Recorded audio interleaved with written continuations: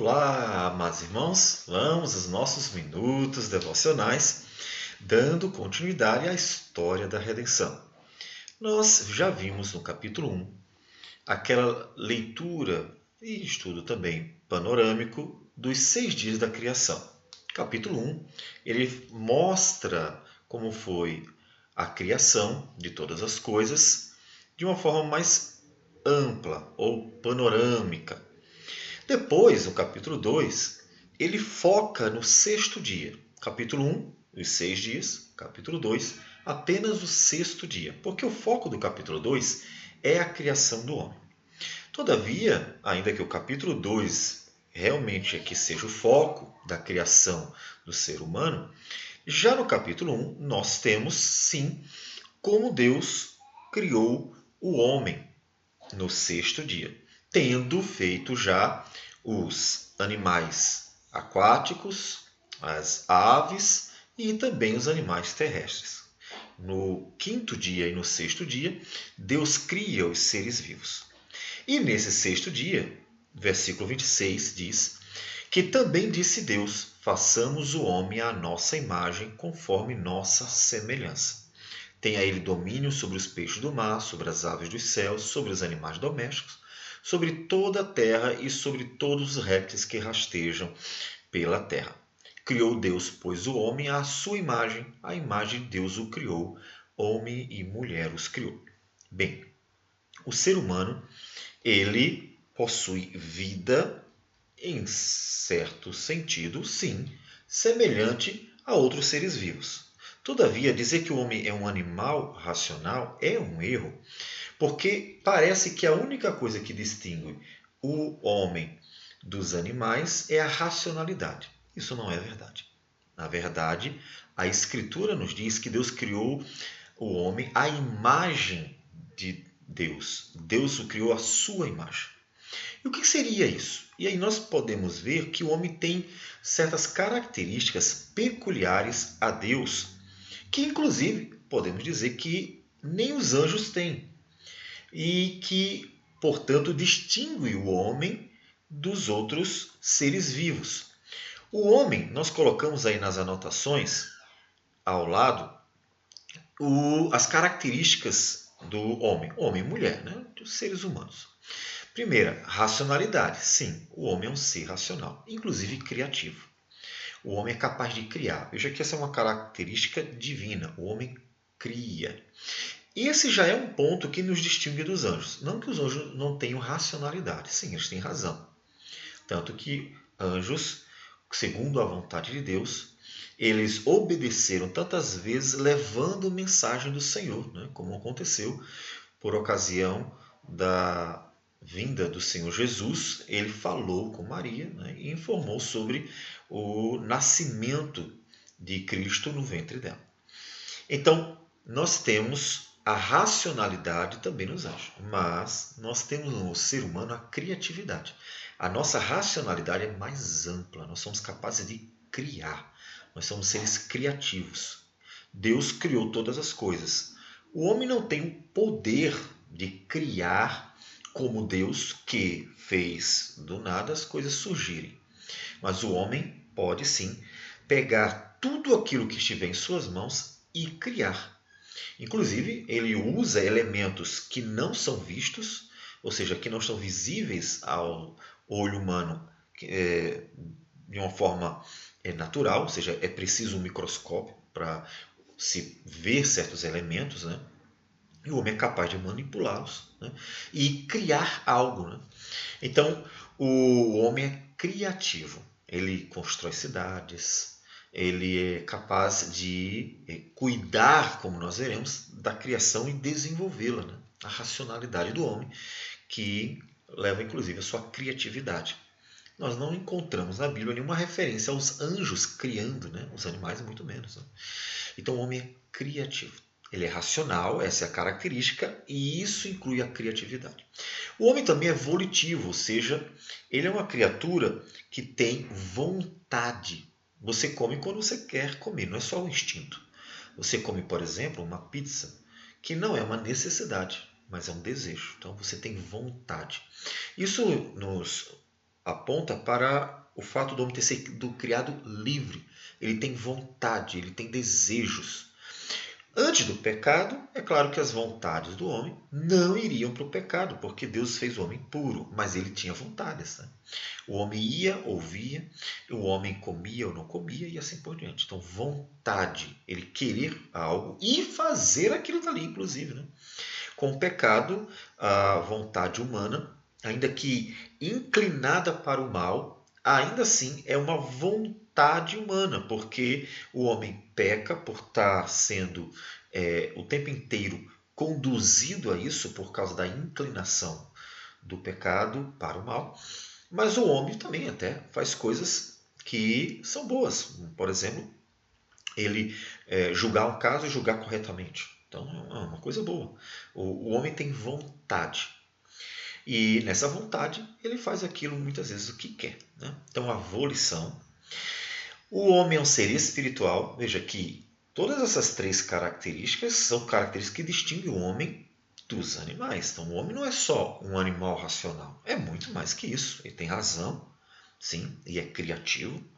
Mas ele também tem volição, é um ser livre que tem vontade, faz aquilo que é a sua vontade. Ele pode raciocinar e fazer conforme a razão, e ele pode seguir, inclusive, a sua vontade, os seus desejos.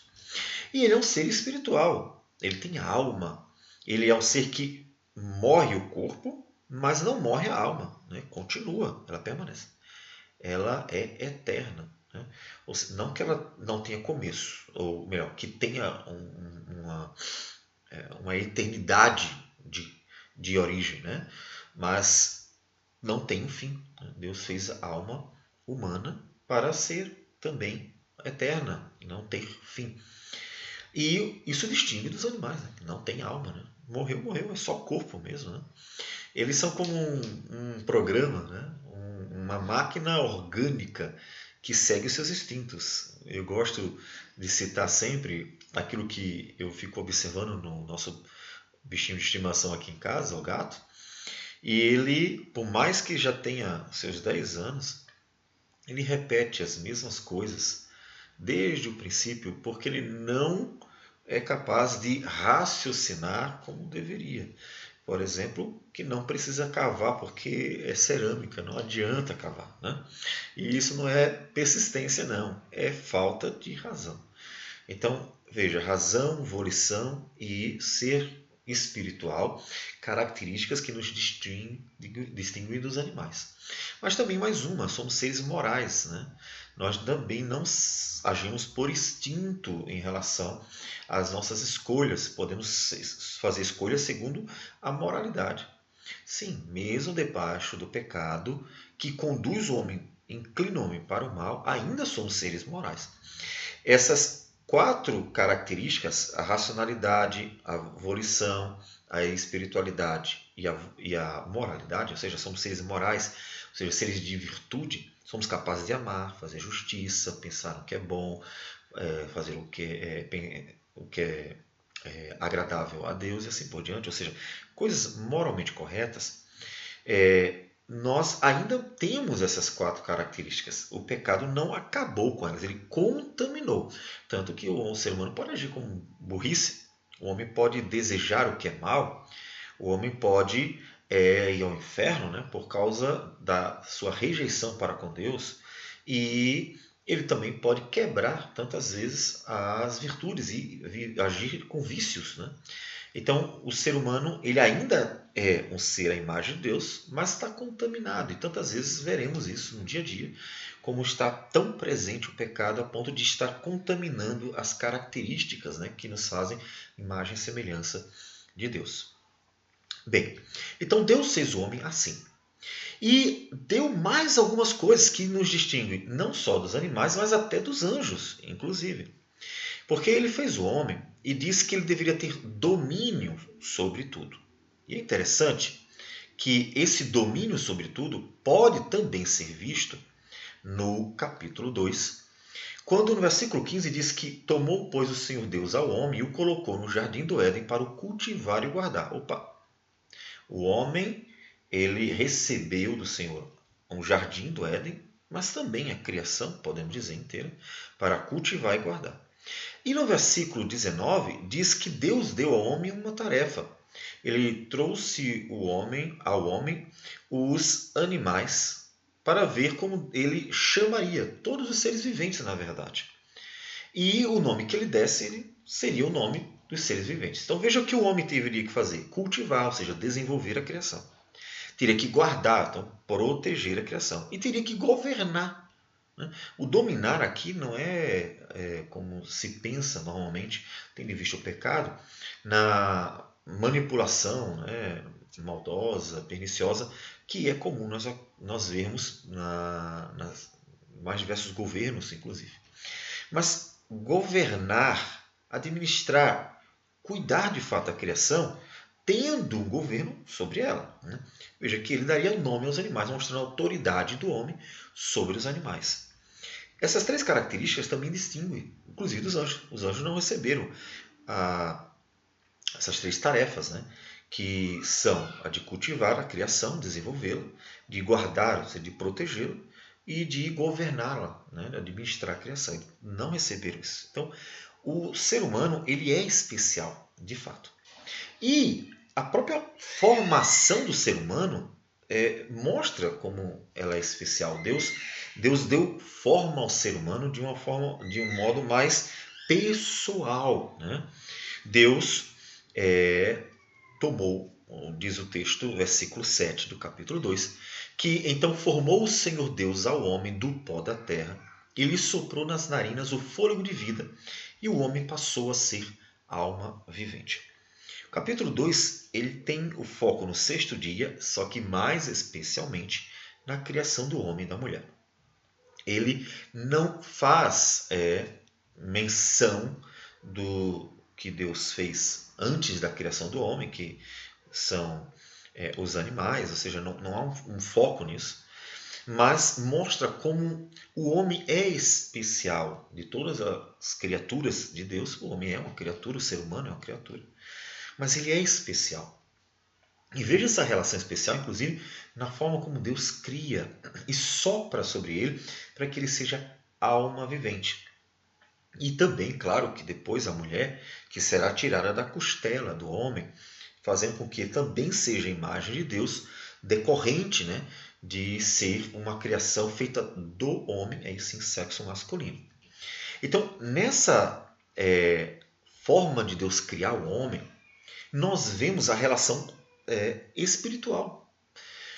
Nós gostaríamos de mencionar Ezequiel 37, porque Ezequiel 37, dentro da história da redenção, que é o Vale de Ossos Secos, e tem uma mensagem muito importante sobre a conversão, mas que tem uma relação com a criação. Em Ezequiel 37, Deus coloca o profeta diante de um vale que estava cheio de ossos secos. O Espírito do Senhor, observe, o Espírito do Senhor leva ele até lá. E faz ele ver o vale de ossos secos, numerosos ossos secos, porque tinha um grande exército numeroso ali. E ele pergunta para o profeta, filho do homem, acaso poderão reviver esses ossos? Já estavam sequíssimos, o texto diz. E ele diz assim, Senhor, tu sabes. E então Deus manda, versículo 4, diz-me ele, profetiza a estes ossos e dize. Então, palavra do Senhor. Ossos secos, ouvi a palavra do Senhor. Observe a relação com a criação. É a palavra de Deus. Como foi a criação? Disse Deus. Ou seja, a palavra de Deus foi quem criou todas as coisas. Disse Deus, haja luz e houve luz. Então, aqui, os ossos secos ouvem a palavra do Senhor. E diz o texto que, então, eis que farei entrar o Espírito em vós e vivereis. O que nos lembra? Gênesis 2. Soprou o Senhor e o Espírito fez com que eles se tornassem almas viventes. Nós encontramos isso melhor quando, no versículo 9, Deus diz assim, profetiza ao Espírito, profetiza ao Filho do Homem. E diz-lhe, assim diz o Senhor Deus, vem dos quatro ventos, ó Espírito, e assopra sobre estes mortos, para que vivam. Veja, assopra, assim como Deus assoprou lá no início.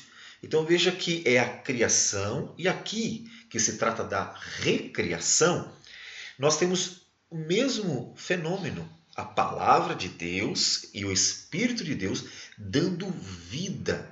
No início a criação e agora a recriação. E no versículo 14 ele fecha bem direitinho, deixando bem claro isso. Diz: porei em vós o meu espírito e vivereis, e vos estabelecerei na vossa própria terra. Então sabereis que eu, Senhor, disse isto e o fiz, diz o Senhor. Veja, o homem é que foi criado, agora recriado. E a presença da palavra e do Espírito, para que ele viva na terra. Veja, tudo que nós encontramos na criação, agora na recriação. Portanto, nós temos que, na história da redenção, precisamos entender a criação para vermos o que é a recriação, o novo céu, a nova terra. É a restauração de todas as coisas, como nós vemos aqui.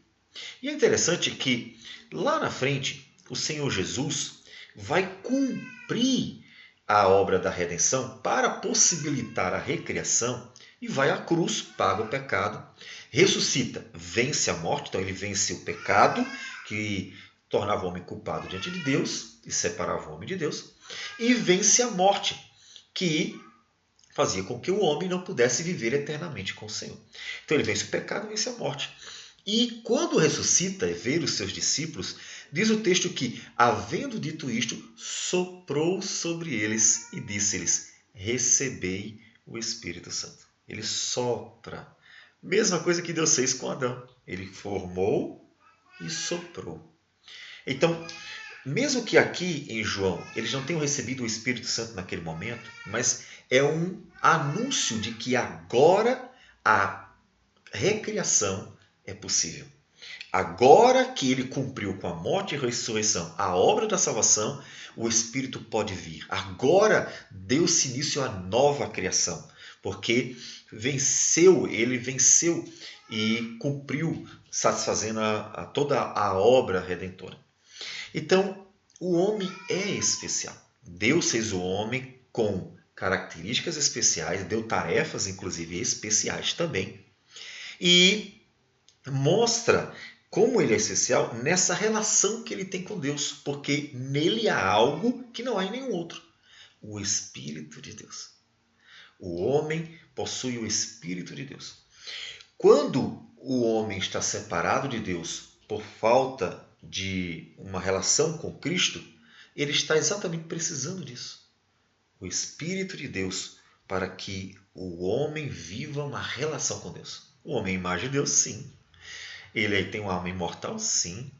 Mas não havendo uma relação com Cristo, ou seja, uma conversão, uma nova vida, ele está precisando daquele elemento que, por causa do pecado, o homem perdeu, que é a presença graciosa, abundante do Espírito Santo, para que a relação com Deus possa ser plena, verdadeira e eterna. Uma relação com o Senhor, o Criador.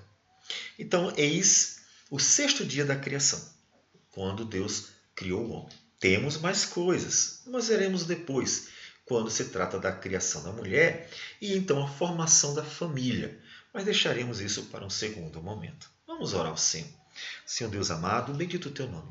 Agradecemos por tudo, te louvamos e bendizemos e pedimos que o Senhor nos dê graça para vivermos a beleza da vida, da nova vida em Cristo Jesus.